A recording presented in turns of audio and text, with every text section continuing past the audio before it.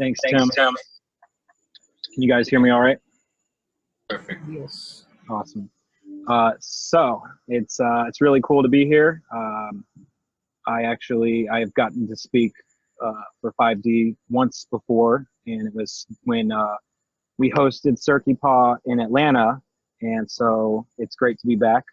Tim and I actually have known each other about 4+ years, and he was one of the first people who reached out to me when I moved to New York City. And our sobriety date is 5 days apart. We'll both have 10 years next week, so pretty awesome. I love this meeting. I think it's great. Definitely, I don't know that I could always do online meetings for my sobriety, but I know 2 weeks ago I was in international waters on a cruise and had nothing. The meeting that was on the ship, no one showed up for, and 5D definitely saved me on that.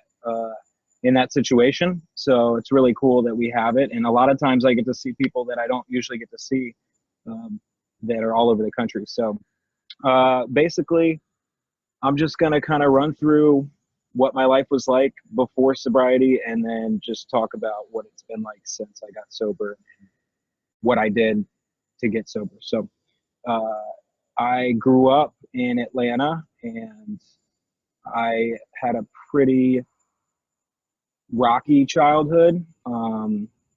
There were times where it looked really good on the outside.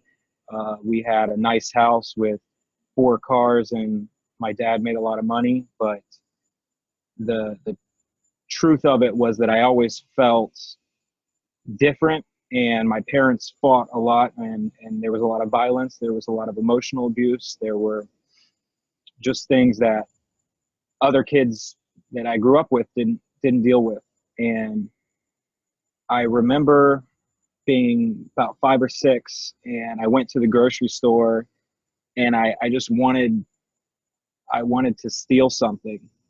And I ended up stealing this poster out of a magazine.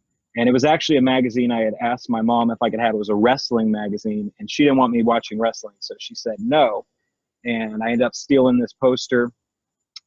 And we're in the car, and I'm sitting in the front seat, and I open the poster up, and I'm looking at it, not really thinking too much. And she's like, "Where'd you get that?" And I tried to make up some story about a kid in my class gave it to me, and she didn't buy it. She called the grocery store and asked them if there was a poster missing from the magazine, and I had to walk back in there and apologize, and I was grounded. And that was kind of like the first time that I was trying to act out, and that was the start of it. And so fast forward a few years, my parents got divorced, and I'm in middle school, and I've got bad grades. I've been going to summer school every year for the last 3 years,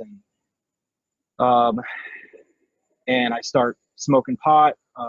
As soon as my dad moved out, I had people over. I had some kids. I didn't even like them. They were the cool kids, and I wanted their approval. So I invited them over, and we raided the refrigerator and the liquor cabinet, and we got really drunk, and we just did a bunch of terrible shit around the neighborhood. And it was on from then. And so I was pretty young when I started. I think most of us can relate. This is mostly young people, but going to high school, there was that identity crisis. And fortunately, at the time, I thought, fortunately, I found a crew that I related to. And we didn't go to class. We just got high every day. We got drunk every day. I had a fake ID. I used it daily. And eventually I got kicked out, and I went to a second chance school. And that second chance school was just full of people that were doing the exact same thing that I was looking to do. So it didn't take long for me to get in even worse into the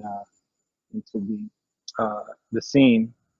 And so I was selling, I was using, I was drinking all the time. I was drunk. I would have 2 water bottles in my backpack full of vodka constantly. And I know that there's that singleness of purpose, but for me, it was anything that made me feel different. I never felt comfortable in my own skin. I know I'm an alcoholic. I've done the experiment of having just one, and it didn't work for me. I know that I drank pretty much daily, but I liked drugs as well. And so uh, high school wasn't so great. I ended up having to get a job when I was 15. My dad is an alcoholic, and he wasn't helping out, and so my mom was working two jobs, and just to help her out, I was working full time at 15 years old, and I ended up just dropping out of high school and drinking and selling drugs and getting myself in really bad situations that 15 and 16 year olds shouldn't be in, and I just didn't care. Apathy was rampant in my life, and I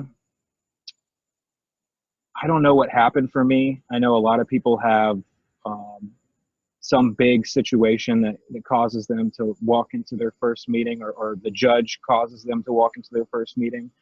I had I had gotten into really hard stuff. I was drinking daily. I'm out of school. I had a busboy job that I'm hanging on to by a thread, and my two of my good friends. There's like four of us in the pack. Two of them checked themselves into rehab the same weekend, uh, and so there was just that loneliness, and I don't know. I just kind of like threw in the towel, and I went to my first meeting, and there were a lot of young people. It was not a young people's meeting, but there were a lot of young people there. And this guy ended up sharing about when he was 6 years old and he wanted to steal. And so he went and stole from grocery stores and he spoke my language.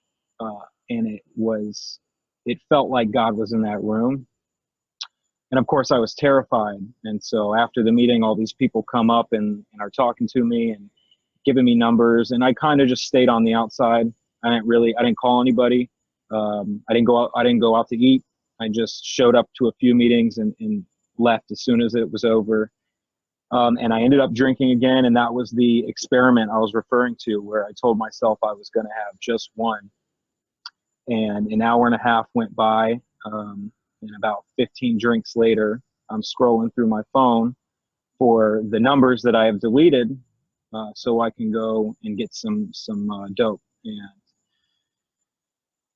while I was doing that, I got a phone call from a sponsee brother who I had exchanged numbers with and had not really spoken to. And he called me, and I picked up, and he asked me what I was doing. And I told him that I was at a party, and he asked me if I was drunk, and I said, yeah. And then he asked if I wanted him to pick me up, and I said, sure. And he came and he picked me up, and he took me to the tail end of a candlelight meeting, and that was almost 10 years ago. And I picked up a white candle, and he stayed with me till 6 in the morning and fed me Chex Mix and made sure that I was sobered up before I got back on the road. And that was just such an act of divinity and whatever it was. I didn't really believe in God or a higher power at the time, but those kind of things made me have to question that, something was looking out for me. And so at that point, I finally started working steps, and I got involved, and I went out to eat, and I let people get to know me, and I started putting myself out there. It's really easy to sit on the outside of the meeting and leave as soon as it's over and feel like nobody cares or nobody knows me. But some of the action does have to fall on me. So I started putting myself out there, and a lot of crazy stuff happened. Like getting sober young, a lot of my mistakes have happened in sobriety, but that's okay because I'm not supposed to be a saint. And I know at one point I wasn't really into YPA when I first started. Um, I felt like I had this entitlement where I felt like I was better than young people. I had bigger goals. I was more mature, yada, yada, yada. And I matured quote unquote, really fast. And I just, like, I don't know, I just became this old person who wasn't enjoying life. You know, I'd worked the steps, I had the benefits of that, but I kind of stopped going to meetings. I stopped hanging out with people. I was just going to work and going home. And one day I just had an inclination that something's got to change. And that thing at the time was geographical cure. I'm going to move to New York City. I'm going to take on the world. I'm going to, you know, do everything I can to just better myself. And I had no intentions of jumping into Wipe-Off or anything like that. And so I moved to New York, and the first person I linked up with happened to have been on the ICYPA host committee when it was in New York City. And he recommended I go to young people meetings. And so pretty much every meeting I went to for the year and some change that I lived there were young people meetings. And I went to the events, and I went to, you know, people's houses after meetings and fellowshipped, and something was happening. There was like this rejuvenation of an excitement for life. And that culminated when I went to ICYPA in Miami in 2015. And so I say all that because this is young people's, and I want to talk about, I personally, if I'm bored and miserable, I'm not going to stay sober and or alive. You know, I have mental issues, and I've dealt with those pretty well. But I know that if I start to get away from happiness and sobriety, and my life is not what I want it to be, you know, my mind starts to wander. And so for me, what was important not only was the rejuvenation and the energy of young people, but also getting into service with Big AA, and then with YPAA. And a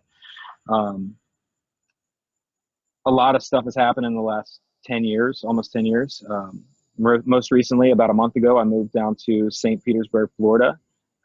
People ask me why all the time, what's there, and it's crazy. We hosted Circuit Paw in Atlanta in 2016, and this town I hadn't even heard of shows up, and they bid and they won, and I got to meet a lot of the people. And over the summer, we went to all these conferences, and we became best friends. And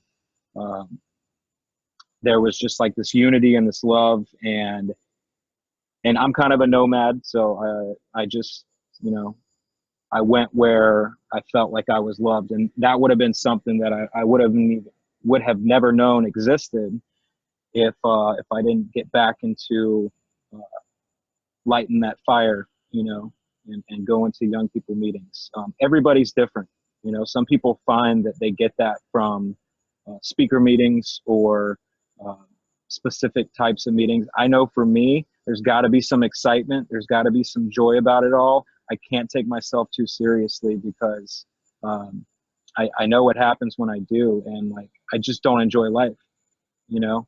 That's why I'm rocking this crazy, stupid mustache right now, because I'm trying not to take myself so seriously, you know. And sometimes it's just in the moment when someone snaps at me, or when the big things that come up, you know, when I'm doing inventory and I'm working on some of those character defects. I am my own worst critic. I really am. And so having a fellowship that is not just people that I hang out with and we do stupid stuff. It's people that we go and get meals and we talk for 2 or 3 hours. And so I know I'm kind of all over the place, a little scatterbrained tonight, but the first and foremost, the steps was what allowed me to get rid of the obsession to want to drink. You know, I have a relationship with a higher power. I don't know what that is, but I know that those things that I mentioned in my early sobriety and the things that continue to happen that don't feel like I have anything to do with, you know, it makes me believe in something out there. And I have a strong fellowship. And since I did just move, I'm working on the home group, but I did get a sponsor down here, and I'm on the Picky Paw, Pinellas County.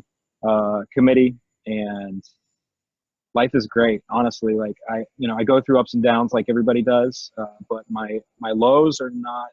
They don't last too long like they used to, and I'm learning slowly how to navigate a little bit better, because I am still human. I still make mistakes.